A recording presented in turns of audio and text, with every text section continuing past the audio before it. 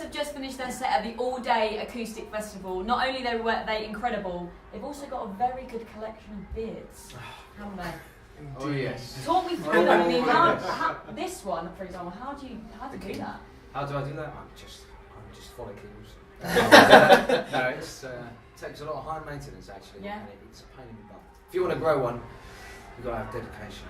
It's no funny business, is it? It's dedication. No nothing matter. Serious, we're gonna business. Anyway, beards aside, so for your set today you did something a bit different, didn't you? It's kind of more of an acoustic set. So what would you usually sound like? Heavier. Yeah. Kind of more along the lines of hard rock, heavy metal, that kind of thing. But still with a lot of blues, jazz, and all sorts of different influences. But I think because of those influences, it translated down to acoustic quite well. So yeah, usually it'll be heavy and some of it's really kind of like hair. Yeah. Okay, well, lovely. And so what have you been doing? Doing any other live dates recently? Or working on any new material that you can tell us about? It was mostly just going to start writing for an album, like our first kind of full-length album. We're sort of starting writing it at the moment. We've got a few dates coming up later in the year, and we're going to start booking up some more for kind of London, hopefully throughout some of August and more kind of September onwards up to the end of the year. Yeah, there'll be shows around the country. Yeah. The last thing we did was we played at dancing festival in Bexley. Yeah, great. Yeah.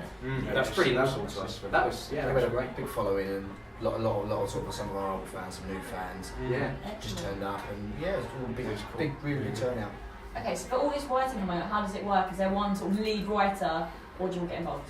It's pretty much a bit of everyone, isn't it? Yeah, I mean, Tom and I will sort of come up with guitar riffs, and because we both do a bit of drumming, a bit of guitar playing, we decide who plays which by who's come up with the most riffs in that song, and they'll play the guitar, the other will play drums, and then we all kind of sit around in the studio and work on the structure together. And Dave and Matt will often say, "Oh no, we should do this or that."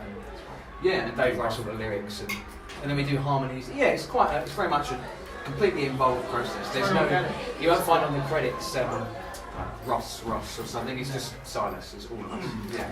Oh, that's nice. So how long have you kind of been working together? Do you seem a tight little group? 5 years. I mean, we've sort of been.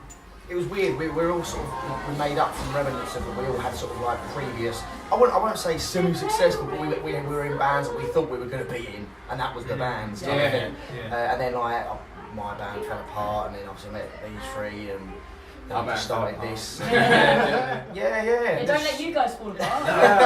No, then we just started going from there. Really, just sort of hanging out and writing some stuff and. At the time I wasn't a singer, I was a guitarist in another band, so I wanted to do some vocals, so I tried vocals. And it worked so it ended up working. Dave was a bit of a gold find really, because we've all been in a band before under the same name, and that fell apart, and it was we met you at a party, and it completely by chance, we almost didn't go to it. I thought you were going to say completely smashed it. That maybe helps. Yeah, so I saw them. They're all sort of long hair and beards, and at the hair time I think I had a skinhead actually. I wasn't really having long hair. Must have had a beard though. A little. I think I had a goatee, maybe. I think it was a goatee, and and I've sort of walked up to them and gone, you do music, I assume. What kind of stuff do you play? Then we started going from there and started chatting, and then the rest is history, as I say. Okay, so obviously you're 4 lads. So who's the smelliest? Depends what's Defining what aspect of Depends how long ago it's been since I've washed my beard, some smells might come. Yeah, that's where the beard comes into problems, I suppose, isn't it? Okay, who's the funniest? You can't say yourself. It's probably got to be Dave. Well done, Dave, take a bow. Also maybe the Okay, see? There you go. There you go, that's a good example. Who's the most entertaining? Probably Matt. Yeah, I'm always a laugh. Without knowing. He can't. When Matt laughs at something, when you find something really funny, it's just infectious. Like everybody else. You got one of those laughs that just makes everyone else laugh. He was trying to restrain himself in the cinema the other night. Because it's so loud and so like kind of bubbly. It's such a good. But when Matt's had a few beers or more than a few, It's not how much you can drink, it's how much you can keep down. Yes, that's very true. That came from him after a drunken night in Canterbury. Well, how many beers can you keep down? I think the record is 22. No way! Downloaded in 2005. It's a record, but I was about 18 at the time, so. 22. Yeah. That is shocking. I think I have about 5. I need to go home. Me too. I got fair enough. my scars from it, but Yeah. Fell over onto a cooking stove and we're sort of laying there like, no, you can't lay on that. And he didn't notice it was burning. He's got this scar. Yeah. It's still there. You guys, these stories, there's more. There's loads. Some of them not appropriate. We had a You snore don't off. want people to know. There was a really funny time actually round at our house when Matt had quite a lot to drink and fell asleep.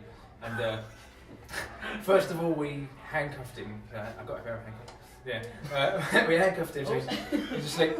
And then we sellotape a spatula in one hand, and then cutlery to the other fingers in the other hand. And then, obviously, in the middle of his slumber, he's needed to itch his head, but he didn't wake up. He just kind of adapted, and with the handcuffs and with the spatula, scratched his head. Like a scratcher though. And then just gone back to scratcher. Yeah. So it worked out well. Yeah, it was so funny. I'm sure it's in the video somewhere, but it's lost. It's lost. We set light to. He falls asleep. He'll drink copious amounts of alcohol responsibly, obviously, and he'll fall asleep. So I think we were in Manchester at the time, and we were all we had a fair few sherries, and we went back to where the hotel or the hostel we were staying in. And he's passed out straight away, and we carried on doing what we were doing, just playing some guitar and sort of listening to sort of joke about him. I don't know. Yeah, Black Country Communion, I think. it was around. Yeah. And his feet were out. I thought, wow. And we tried to wake him up, wouldn't wake up, so we set light to his feet.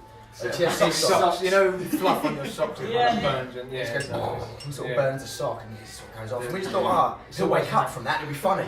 Didn't wake up. No way. No. Wow. It's Well, there's always- still time to make things like that happen tonight. I'm a bit Well. scared now. You never know. You may join us if you Where wish. we go on from here. Well, thank you very much for chatting to me. Enjoy the rest of your night. Thank you very Thank you. much. Thanks.